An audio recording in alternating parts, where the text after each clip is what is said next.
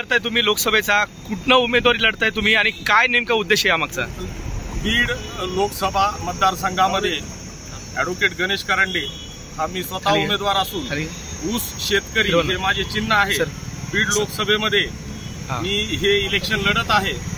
या इलेक्शनमध्ये माझ्या विरोधामध्ये 41 उमेदवार आम्ही पूर्ण सगळे उभा आहोत। 41 मध्ये मी स्वतःही आहे, म्हणजे 40च्या विरोधात मी इलेक्शन लढत आहे। या 40 मध्ये प्रामुख्याने बीजेपी आणि राष्ट्रवादी शरद पवार गट या दोघांसोबत माझी मूळ लढत आहे। यामध्ये बीजेपीचे उमेदवार माननीय पंकजाताई यांना माझं आव्हान असं आहे की ऊसतोड शेतकऱ्यांना त्यांनी कारखाना बंद करून फार पिळवणूक केलेली आहे। त्या ऊस उत्पादक शेतकऱ्याला त्यांचा ऊस घालण्यासाठी या आणि त्या अशा वेगळ्या वेगळ्या कारखान्याकडे जाण्याची वेळ आलेली आहे। आणि दुसरे उमेदवार जे राष्ट्रवादी शरद पवार गटाचे आहेत, त्या उमेदवाराचे स्वतःचे 2 कारखाने आहेत आणि त्या उमेदवारानं शेतकऱ्यांना पिळून, म्हणजे शेतकऱ्यांची FRPचे पैसे लुटून, शेतकऱ्यांचे शेअर्स वाढले म्हणून पैसे लुटून त्यांनी ऊस शेतकऱ्याची पिळवणूक केलेली आहे।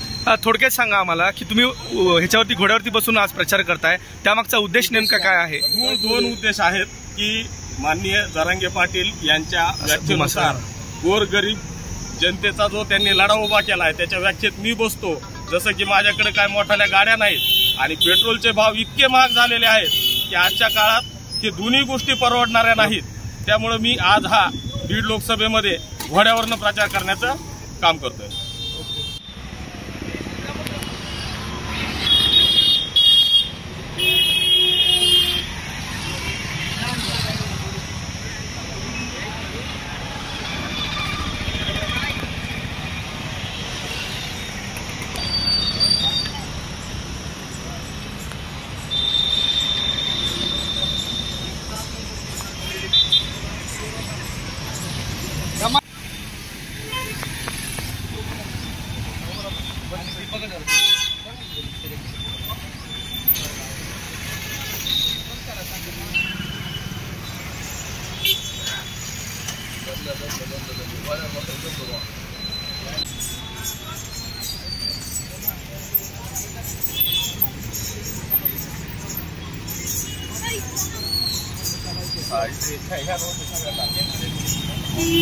पुढे जा मी